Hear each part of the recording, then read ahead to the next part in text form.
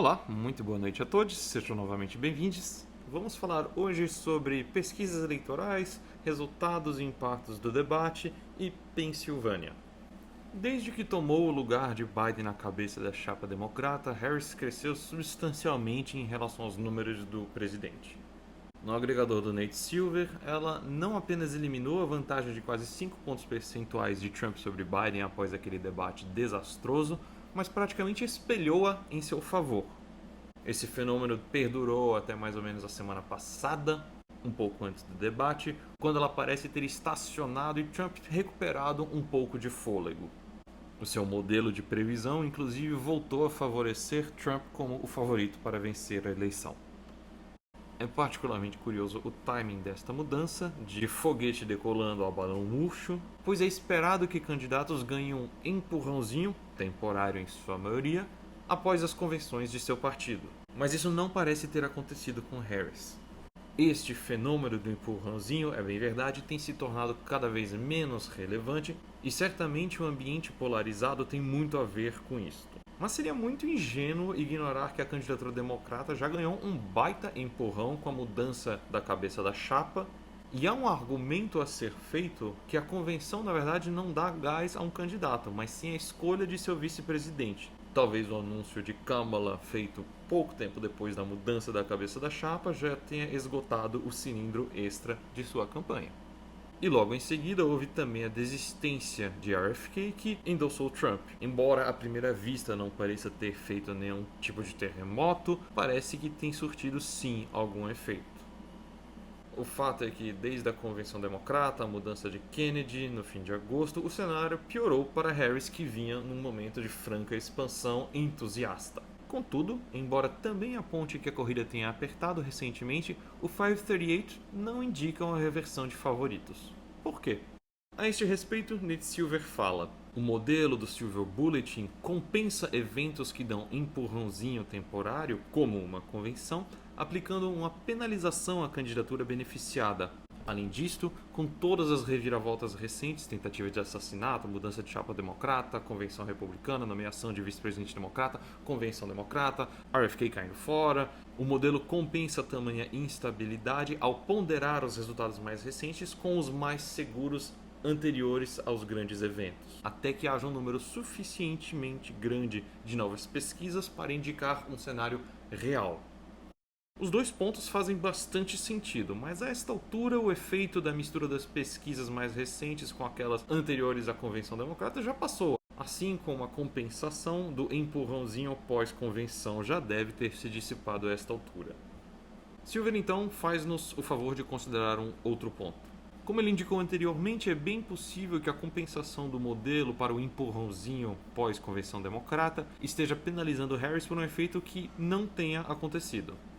Contudo, depois de um bom tempo sem novas pesquisas na Pensilvânia, um estado que faz relativamente poucas pesquisas para o seu porte e relevância, o mesmo aconteceu em 2020, 2016, os novos números não vieram tão bons para Harris e podem efetivamente ser outliers. Então, uma segunda leva de pesquisas mais robustas talvez não mude este cenário. Além disso, é bem possível que a mudança do RFK e o endosso a Trump, que inicialmente havíamos previsto que faria pouca diferença, tenha tido algum impacto, sim, mais do que se esperava ao menos. Silver então também nos faz a gentileza de eliminar a penalização que visa corrigir o efeito que não aconteceu, equiparando seu modelo essencialmente, ao que se sabe, ao do 538. Seu modelo então vai de atribuir uma vitória de Trump com a probabilidade de 2 para 3 para um empate efetivo. Isso implicaria, considerando, claro, que a parte do modelo que considera os fundamentos econômicos, a conjuntura não pioraram, que o modelo realmente deve estar penalizando os resultados de Harris em alguma medida. Pode até parecer um pouco desculpinha, mas como havíamos destacado, é bem verdade que as convenções têm passado a dar menos este empurrãozinho aos seus beneficiários candidatos. E aí, para mantermos a honestidade intelectual, contudo, podemos interpretar então que aquele empuxo que Harris obteve depois de substituir Biden foi de fato parcialmente temporário e a situação atual é, na verdade, uma normalização da situação. Faz bastante sentido, na verdade. Isto então implicaria uma preocupação bastante severa para os democratas. Historicamente, os candidatos que não se beneficiam de um empurrãozinho depois de suas convenções não ganham. o que pode reavivar bastantes receios de um problema bem familiar para os democratas: a desvantagem no colégio eleitoral. Tanto é que Harris perdeu espaço em 6 dos 7 estados pêndulos.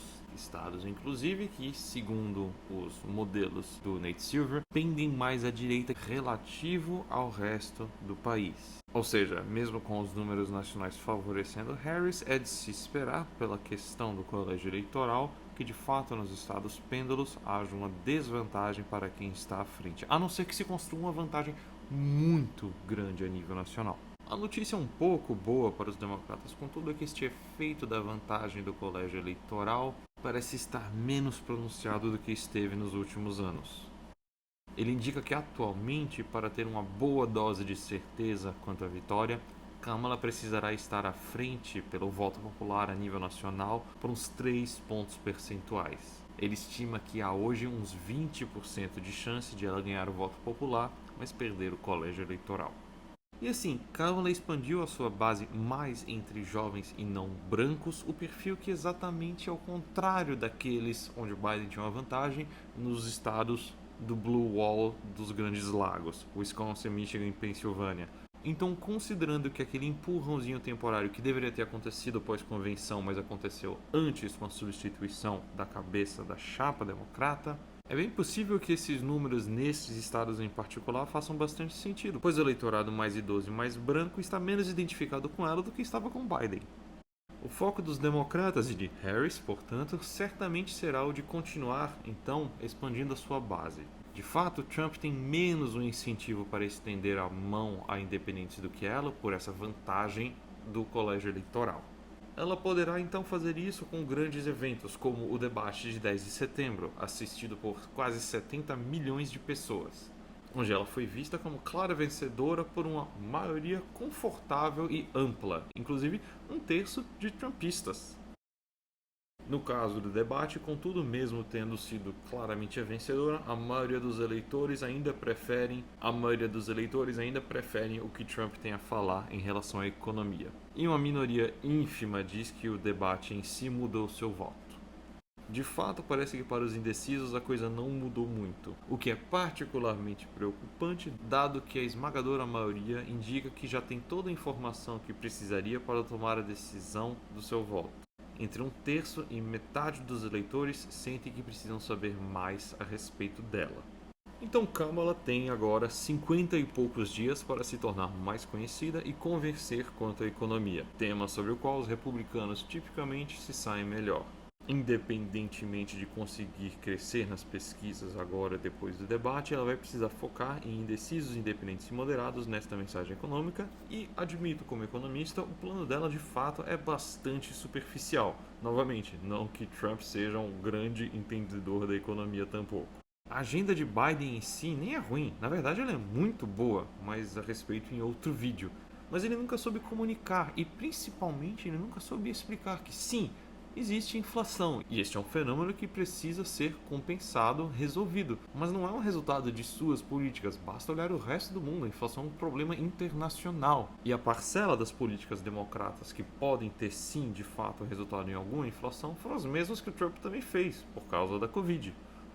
Harris não pode continuar de jeito nenhum na mesma toada xoxa de péssimo marqueteiro de suas próprias campanhas. Ela precisa acertar esta mensagem, do contrário, ela realmente corre o risco de perder o eleitor independente e moderado por não conseguir traduzir uma visão de economia em contraste com uma pessoa que tampouco consegue fazer isto. Neste sentido, parece que a desistência de Trump de se comprometer com um novo debate, provavelmente porque ele sente que outro debate seria a forma mais garantida de perder a vantagem que ele tem no colégio eleitoral, é uma ótima oportunidade para ela. Mais tempo para construir um plano sólido de economia e responder perguntas técnicas, propositivas de políticas propostas nesta área. Ao mesmo tempo, para desviar a atenção, desconfio que o Trump irá falar cada vez mais groselha, asneira, coisas absurdas, delirantes. Tanto é que ele foi flagrado várias vezes com uma das rainhas dos fóruns de conspiração. Antes do debate, no memorial do 11 de setembro. Considerando então que entendemos que aquele excesso de entusiasmo com a ascensão de Harris, na verdade, foi uma antecipação do boom da campanha, foi uma antecipação do empurrãozinho da convenção e da nomeação de seu vice-presidente, e que o cenário atual é mais ou menos o efetivo da disputa entre Harris e Trump, a coisa mais relevante nos próximos dias serão os resultados das pesquisas eleitorais desde o debate. Se efetivamente, depois daquele debate catastrófico, Biden derreteu nas pesquisas, há de se esperar que Kamala ou suba pelo seu bom desempenho ou Trump derreta um tanto dado seu mau desempenho. Aqui Silver novamente nos dá uma forcinha. Segundo ele, as pesquisas divulgadas na mesma semana do debate, mesmo na sexta e no sábado, pouco refletirão seus efeitos. Os resultados no fim de semana e início da próxima semana provavelmente refletirão o cenário em nível nacional apenas, e teremos que esperar a próxima semana para termos resultados de fato a nível estadual, medindo os impactos do debate nos estados pêndulo. O mesmo vale, obviamente, para os agregadores de pesquisa e os modelos de previsão. Somente lá para o fim de setembro é que, com o noticiário voltando a outros tópicos, focando em outros impactos e eventos, as pesquisas realmente estarão com o resultado do debate consolidado em seus números. Segundo Silver, se ela obtiver um ganho de 1 a 1,5 ponto percentual, a disputa volta ao cenário do empate técnico, sem considerarmos a penalização do modelo do Silver em Harris pelo empurrãozinho pós-convenção. Portanto, na melhor das hipóteses para os democratas, as probabilidades devem inverter-se de 60-40 pró-Trump para pró-Harris. Mas o mais provável é que, pelo menos no curto prazo, voltemos a um cara ou coroa. Se ela sair com uma vantagem de mais de 3 pontos percentuais nacionalmente nas próximas semanas, o cenário da vantagem de Trump no colégio eleitoral começa a se dissolver, o que seria uma ótima notícia para os democratas, contanto que eles consigam manter esta vantagem pelos próximos 50 e poucos dias.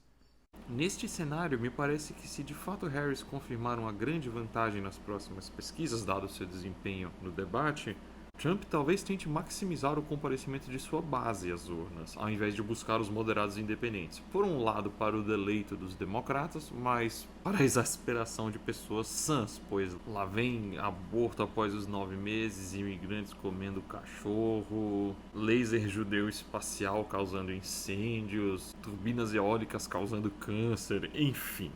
Pelo que falam os analistas, a atual é a melhor campanha que Trump já teve, justamente porque ela tem tido sucesso em conter os impulsos mais virulentos do ex-presidente, principalmente nas primárias e contra Biden. Mas ele realmente parece achar que é o seu melhor representante e podemos estar a um passo de ver a coisa degringolar de vez. As próximas pesquisas eleitorais devem ser muito importantes para como vão caminhar os últimos 50 e poucos dias desta eleição. Por hoje é só. Obrigado pela atenção.